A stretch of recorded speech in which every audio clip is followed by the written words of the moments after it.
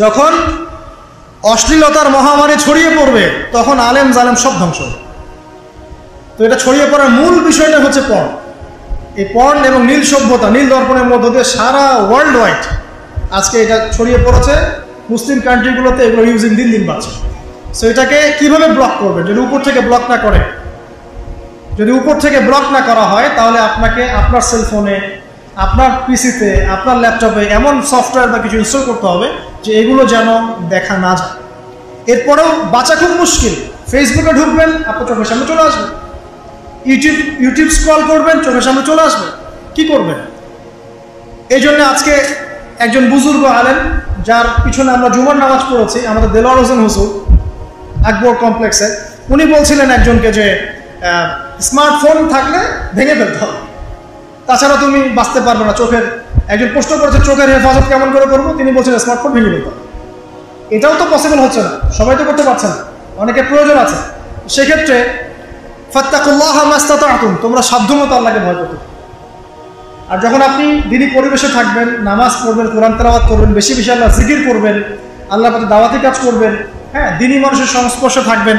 তারপরে আপনি বিয়ে করেছেন, বাসায় স্ত্রী আছে, লজ্জাস্থান হেফাজত করার জায়গা আছে, ঠিক আছে, আপনার পবিত্র জায়গা আছে, এবং আপনি তার সাথে হ্যাপি, আপনার মনের মতো একজন স্ত্রী আপনি পেয়েছেন, তখন কিন্তু দেখবেন এই বিষয়গুলো থেকে আপনি খুব সহজেই বের হয়ে আসতে পারছেন।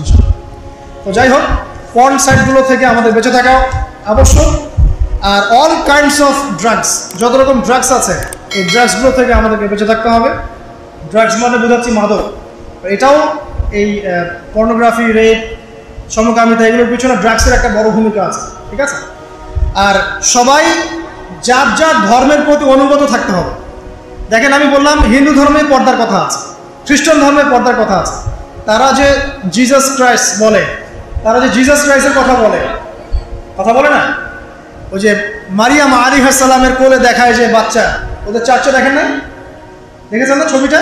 যদিও এই ছবির কোনো ভিত্তি নাই, তারপরেও দেখবেন যে ওখানে মাদার মেরির গায়ে যে পোশাকটা আছে, এটা শালীন পোশাক। খেয়াল করেছেন? তার গায়ে কিন্তু শালীন পোশাক আছে, কিন্তু ওই সভ্যতা কিন্তু এই পোশাক পরছে না, কারণ ওই সভ্যতায় পর্নোগ্রাফি ছড়িয়ে দিচ্ছে। তাহলে ধর্মের সাথে কিন্তু এদের কোনো সম্পর্ক নাই। আদতে এই শ্রেণীর মানুষের সাথে ধর্মের কোনো সম্পর্ক না, তারা মুসলিম না, হিন্দু না, খ্রিস্টান না, বৌদ্ধ, এরা কিছুই নেই।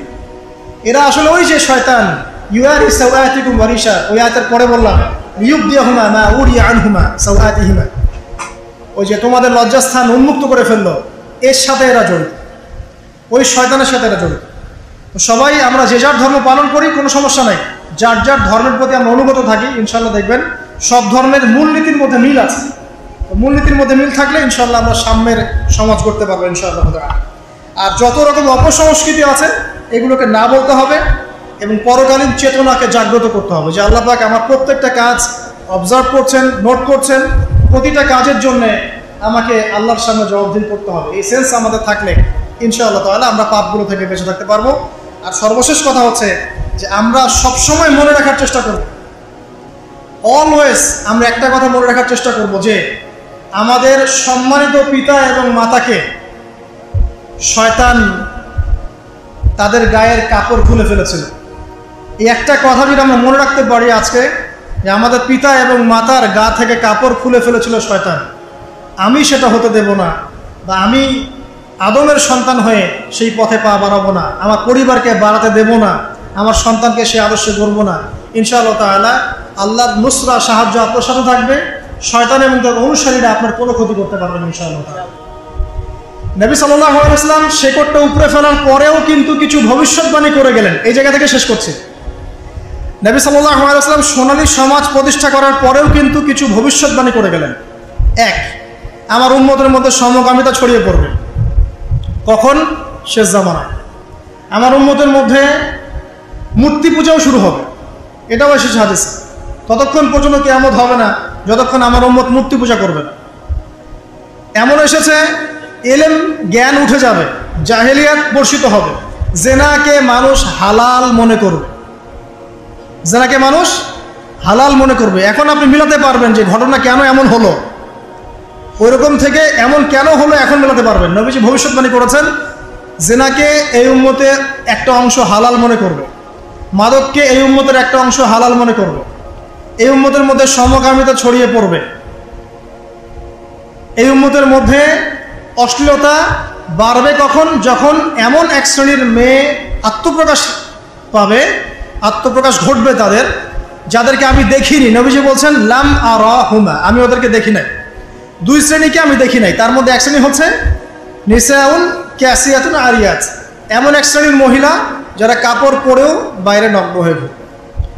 মুমিলাত মাইলাত, মানে নিজেও সিডিউস হবে, অন্যকেও সিডিউস করবে। শব্দটা এই আর কি। এই শব্দ 1450 বছর আগে নবীজি বলে গেছে যে দুই শ্রেণীর মানুষকে আমি দেখি নাই। লাম আরাহুমা, আমি দেখিনি মানে ওই যুগে এরকম গেট আপে কোনো মেয়ে চলতো না, সিম্পল, তাই তো?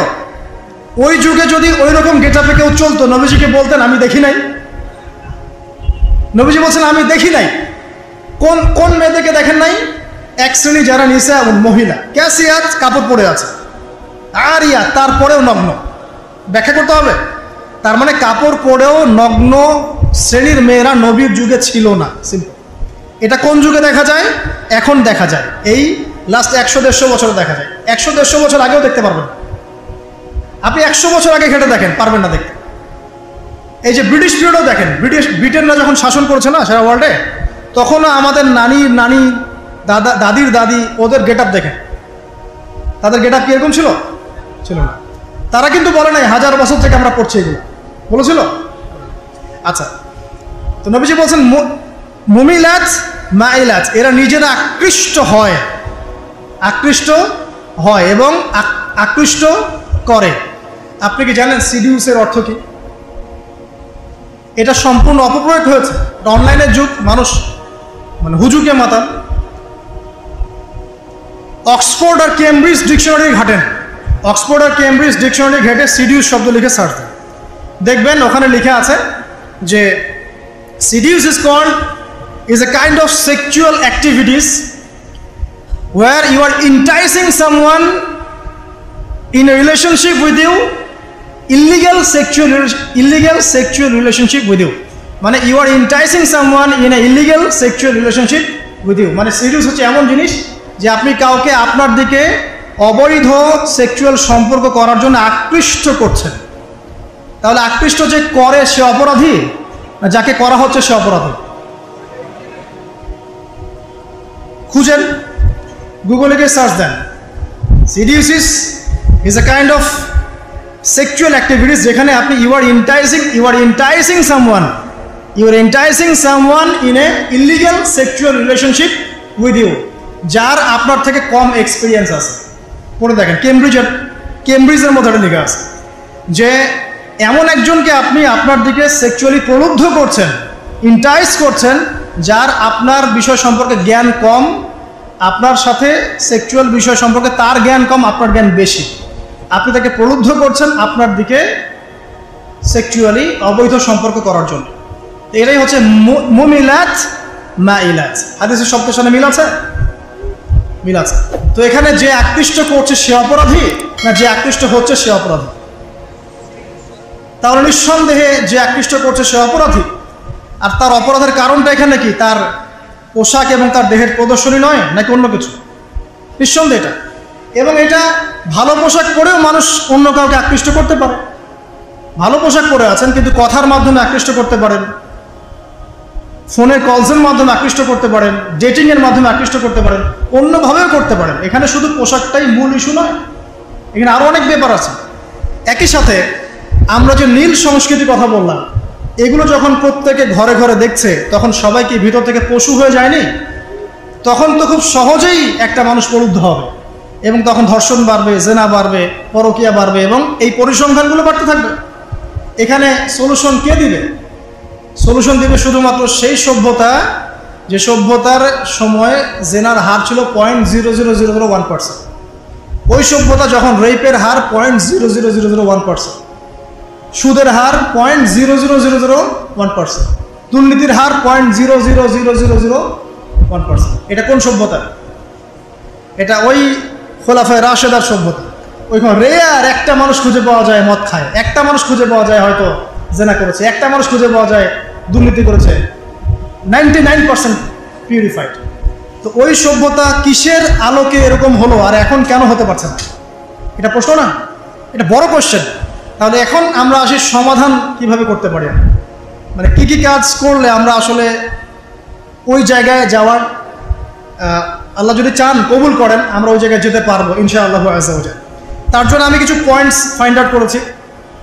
যারা জ্ঞানী আছেন তারা আরও অনেক পয়েন্টস ফাইন্ড আউট করতে পারবে, এটা আমার ক্ষুদ্র জ্ঞানের প্রচেষ্টা। ওয়া তাওফীকি ইল্লা বিল্লাহ। প্রথম যেটা সেটা হলো, দেখুন যে প্রথমে আমাদের জ্ঞানের স্বল্পতা আছে। যদি আমরা সবাই ইসলামের সঠিক জ্ঞানটা অর্জন করতে পারতাম এবং পরকালীন চেতনা থাকতো, তাহলে কিন্তু কোনো মানুষের পক্ষে না অশ্লীল হয়ে চলা সম্ভব, না অশ্লীলতার খপ্পরে পড়া সম্ভব। এটা প্রথম কথা। দ্বিতীয় কথা হচ্ছে,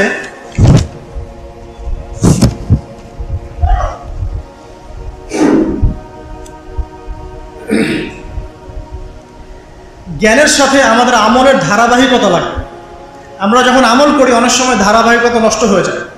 ধারাবাহিকতা নষ্ট হয়ে গেলে শয়তান আমাদেরকে পেয়ে বসে, তখনই মানুষের দ্বারা খারাপ কোনো কাজ ঘটে যায়। দেখবেন আপনি ভালো কাজ করতে করতে হঠাৎ করে আপনি পড়ে গেলেন, এমন হয় কিন্তু। ভালো কাজ করতে করতে আপনি ধাপ করে একটা খারাপ কাজ করে ফেললেন, আবার তওবা করে ফিরে আসছেন। তওবা করে ফিরে আসবেন নিঃসন্দেহে, কিন্তু আমলের ধারাবাহিকতা বজায় রাখা খুব ইম্পর্টেন্ট। 3 নম্বর দেখুন সলাৎ। সলাৎ যখন আমরা 5 ওয়াক্ত মসজিদে আসবো, আমাদের আধ্যাত্মিক জগৎটা, আত্মিক জগৎটা পরিশুদ্ধ থাকবে, তখন ইনশাআল্লাহ তাআলা আল্লাহর বিধান মেনে চলা আমাদের জন্য সহজ হবে ইনশাআল্লাহ। 4 নম্বর বলতে পারি কোরআনের সংস্পর্শ। কোরআনের সংস্পর্শে যখন আমাদের যুব সমাজ থাকবে, ইনশাআল্লাহ তাআলা তারা আল্লাহর হুকুম আহকামগুলো মেনে চলতে পারবে এবং শয়তানের ওই খপ্পরগুলো থেকে তারা বেঁচে থাকতে পারবে ইনশাআল্লাহ আযজা ওয়া জাল। এরপরে আমরা বলতে পারি ইসলামিক অনুশাসনের কথা। ইসলামিক অনুশাসন যদি আমরা ঘরে ঘরে প্রতিষ্ঠা করতে পারি, ইনশাআল্লাহ আযজা ওয়া জাল আমরা এই ফিতনাময় পরিবেশেও আমাদের ঈমান ধরে রাখতে সক্ষম হব ইনশাআল্লাহ আযজা ওয়া জাল। দ্বীনি শিক্ষা এবং দ্বীনি পরিবেশ, দ্বীনি শিক্ষা এবং দ্বীনি পরিবেশটা এইসব অশ্লীলতা রোধ করার অন্যতম নিয়ামক হবে ইনশাআল্লাহ। এরপরে আমি বলবো যে পর্দার বিধানগুলো মেনে চলা। শুধুমাত্র পোশাক সব কিছু নয়, তবে পোশাক অনেক কিছু। পোশাকে সব কিছু নয়, কিন্তু পোশাক কিন্তু অনেক কিছু, ঠিক আছে? তো পোশাকও ঠিক রাখছি, আবার নামাজও পড়ছি, এখানে রোজাও রাখছি, আমরা দ্বীনি কাজে ব্যস্ত থাকছি, দ্বীনি পড়াশোনায় ব্যস্ত থাকছি, আমর বিল মারুফ নাহি আনিল মুনকারের কাজ করছি এবং আল্লাহওয়ালা মানুষের সাথে থাকছি। তখন দেখবেন আত্মিক জগৎটা আল্লাহর নূর দ্বারা পরিপূর্ণ হবে ইনশাআল্লাহ। তখন আপনি জেনা, ব্যভিচার, পরকীয়া এগুলো থেকে দূরে থাকতে পারবেন ইনশাআল্লাহ, পণ ছাড়তে পারবেন ইনশাআল্লাহ। এরপরে আমি গিয়ে বলবো যে বিয়ে সহজ করার ব্যাপার। এরপর যদি আমরা বিয়েটাকে সহজ করে ফেলি, সহজ বলতে সরকার বয়স দিয়েছে আলহামদুলিল্লাহ, থাক ওই বয়সে বিয়ে দেন, কিন্তু বয়স হয়ে গেলে বিয়ে দিয়ে দেন। 18 বছরে বিয়ের বয়স হয়ে যায়, আপনি এদিকে 32 পর্যন্ত অপেক্ষা করছেন কেন, 25 পর্যন্ত অপেক্ষা করছেন কেন? 18 হয়ে গেছে, 20 বছর আপনি বিয়ে দিয়ে দেন। যত দ্রুত আপনি যত সহজ করবেন বিয়েটাকে, তারা কিন্তু তাদের এই যে তারুণ্যের যে উন্মাদনা বলে একটা, তারুণ্যের উন্মাদনা, এখান থেকে তারা বেঁচে থাকতে পারবে এবং পাপিস্তানও থেকে তারা ইনশাআল্লাহ তাআলা সঠিক পথে থাকবে এবং তার পুরো ম্যারিড লাইফটাই কিন্তু ইবাদত হিসেবে গণ্য হবে। এখানে আমার ছেলে হোক বা আমার মেয়ে হোক, তার জন্য বিয়েটাকে সহজ করা উচিত। গার্ডিয়ানদেরকে রিকোয়েস্ট করবো এটা আপনারা করুন, আদারওয়াইজ আপনার ছেলে কখন দেখবেন অন্ধকার জগতে পা বাড়িয়ে ফেলেছে আপনি কিন্তু বুঝতে পারছেন না। আপনার মেয়ে অনেক আগেই বড় হয়ে গেছে, আপনি কিন্তু বুঝতে পারছেন না। এর মধ্যে সে অনেক ঘটনা ঘটিয়েও ফেলেছে, হয়তো আপনি জানেন না। এই কারণে বৈধ পথে ছেলে মেয়েদেরকে একটা ইসলামিক অনুশাসনপূর্ণ জীবন দিন, ইনশাআল্লাহ সুখী হবে ইনশাআল্লাহ। বিয়ের ক্ষেত্রে মোহরটাকে রিজনেবল করেন, এত উচ্চ মোহর দেওয়ার দরকার নেই যে ওটা পরিশোধ করার কোনো সামর্থ্য নেই। আর আমি বলবো যে এটার জন্য আপনাকে খুব বড় কোনো বিজনেস করতে হবে, বড় কোনো জব করতে হবে, জরুরি না। হালাল কোনো রিজিকের ব্যবস্থা হলেই আপনি বিয়ে করতে পারেন। আল্লাহ পাক বলেছেন যে বিয়ের পরে আল্লাহ নিজেই রিজিকের দরজা খুলে দেবে ইনশাআল্লাহ। তো এখানে ঘাবড়ানোর কিচ্ছু নাই। ওই যে বললাম তাকদির লেখা হয়ে গেছে, আপনার তাকদিরে যতটুকু রিজিক আছে এটার একটা দানা পৃথিবীতে রেখে আপনি মরবেন না ইনশাআল্লাহ। আর আপনার রিজিক যতটুকু আছে, অবৈধ পথে গিয়ে যদি আপনি 1000 কোটি টাকাও কামাই করেন, এর বেশি রিজিক আপনি পাবেন। সো এখানে আমি বলবো গার্ডিয়ানদেরকে যে বিয়েটাকে সহজ করে দেন, বিয়েটা সহজ করেন, মোহরটাকে কমান এবং ছেলে মেয়েদেরকে একটা দীর্ঘ বিবাহিত জীবন দেন, ইনশাআল্লাহ দেখবেন তারা ইসলামী অনুশাসনে আল্লাহর এবং তার রাসূলের আনুগত্যপূর্ণ জীবন মেনে চলবে ইনশাআল্লাহ আযজা ওয়া জাল। বলবো কিছু কাজ থেকে আমাদেরকে বের হতে হবে, কিন্তু এটা হতে হবে বলেই সীমাবদ্ধ থাকতে হচ্ছে, কারণ এটা ইম্পোজ করার মতো ক্ষমতা উপরের লেভেল থেকে মুসলিমদের হাতে এখন নাই। তবে আপনি পারিবারিকভাবে করতে পারেন, পারিবারিকভাবে কীরকম, এবং আমাদের ওইখানেই ফোকাস করা উচিত। ফ্রি মিক্সিং টোটালি হারাম করে দেবে, ফ্রি মিক্সিং চলবে না। ফ্রি মিক্সিং তো বোঝেন, নারী পুরুষের অবাধ মেলামেশা যেখানে আছে ওখানে আপনি নাই। যদি এমন স্কুল পান যেখানে বয়েজ স্কুল, সেখানে দিয়ে দেন ছেলেকে। এমন স্কুল শুধু মেয়েদের স্কুল, সেখানে মেয়েকে দেন। কলেজ শুধু ছেলেদের কলেজ, ওখানে ছেলেকে দেন। শুধু মেয়েদের কলেজ, ওখানে দেন। এটা কিন্তু একমাত্র সলিউশন না, অনেক সলিউশনের একটা সলিউশন বলছে। ওখানে দেওয়ার পরেও ছেলে বিগড়াতে পারে, বেলাইনে যেতে পারে। এখানকার মেয়ে স্কুলের মেয়ে ছেলে স্কুলের ছেলের সাথে প্রেম করতে পারে। কিন্তু অনেকগুলো সলিউশনের একটা সলিউশন হতে পারে যে ফ্রি মিক্সিং থেকে রোধ করে, ফ্যামিলি থেকে রোধ করে। তারপরে যত প্রকার পর্ন সাইট আছে সব পর্ন সাইটকে ব্লক করতে হবে। এবং সারা ওয়ার্ল্ডে যত ধর্ষণের হার বাড়ছে, পরকীয়া জেনার হার বাড়ছে, এগুলোর মূল কারণ হচ্ছে পর্ন। এটা কিন্তু মূল কারণ, যে পোশাক খুলে ফেলার সংস্কৃতি, নীল দর্পণ, এটা কিন্তু এই পর্নোগ্রাফির সভ্যতা থেকে এসেছে। ওই সভ্যতা তো পচে গেছেই, ওর তো আর ইজ্জত সম্মানে কিছু বাকি নাই। মুসলিমদের যতটুকু বাকি আছে এটা ধরে রাখার জন্যে পর্ন সাইটগুলোকে বন্ধ করা খুব জরুরি। যদি এটা না করতে পারি, আলেম জালেম সবাই ধ্বংস হয়ে যাবে। দলিল জাইনাব বিনতে জাহাশ রাদিয়াল্লাহু আনহা, তিনি বলছেন, ইয়া রাসূলুল্লাহ আনুহলিকু ওয়া ফিনা সালিহুন, আমাদের মধ্যে সৎ মানুষ থাকা সত্ত্বেও কি আমরা ধ্বংস হয়ে যাব? নবীজি বলছেন, ওয়াইলুল লিল আরব মিন শাররি ক্বাদ ইখতারাব। একটা হাদিস আছে না, যে আরবদের জন্য ধ্বংস, কি ভয়ঙ্কর বিপদ নেমে আসলো। তখন জাইনাব বিনতে জাহাশ রাদিয়াল্লাহু আনহা তিনি বলছেন, আনুহলিকু ওয়া ফিনা সালিহুন ইয়া রাসূলুল্লাহ, যখন আমাদের মধ্যে সৎ মানুষ থাকবে, আলেম বুজুর্গ পীর এরকম মানুষও থাকবে, তখনও কি আমরা ধ্বংস হয়ে যাব? তখন নবী সাল্লাল্লাহু আলাইহি ওয়াসাল্লাম বলছেন, নাম, হ্যাঁ ধ্বংস হবে। ইযা কাসরাতুল খাবাথ, যখন অশ্লীলতা ছড়িয়ে। আল্লাহ পাক আমাদের সবাইকে আজকের এই সংক্ষিপ্ত আলোচনা থেকে শালীনতা, পর্দা এবং এর বিরোধী শয়তানি শক্তির প্রভাব সম্পর্কে সচেতন থাকার তৌফিক আল্লাহ পাক আমাদের দান করুন। আমরা দোয়া করি আল্লাহ পাক আমাদের সবাইকে কোরআনের জ্ঞানে জ্ঞানী করুন এবং 5 ওয়াক্ত নামাজ জামাতে পড়ার তৌফিক দান করুন। আল্লাহ পাক আমাদের সবাইকে কোরআনওয়ালা বানিয়ে দিন, নবীর সুন্নতের পাবন্দ বানিয়ে দিন। আমরা দোয়া করি আল্লাহ পাক আমাদের পরিবারের সবাইকে দ্বীনের জ্ঞানে জ্ঞানী করুন। আমাদের মা বোনদেরকে খাস পর্দায় থাকার তৌফিক দান করুন, ছেলেদেরকেও পর্দা করার তৌফিক দান করুন। আল্লাহ পাক আমাদেরকে যাবতীয় অপসংস্কৃতি, পর্নোগ্রাফি, মাদক, জিনা, ব্যভিচার, পরকীয়া থেকে আল্লাহ পাক হেফাজত করুন। অশ্লীলতার যে মহামারী চলছে, এই মহামারী থেকে আল্লাহ পাক আমাদেরকে বাঁচান আল্লাহুম্মা। এবং জিন শয়তানের সহযোগী হয়ে যে মানুষ শয়তানরা আজকে আমাদের গা থেকে কাপড় খুলে ফেলার চেষ্টা করছে, এদের অপতৎপরতা থেকে আল্লাহ পাক আমাদেরকে হেফাজত করুন, আমিন।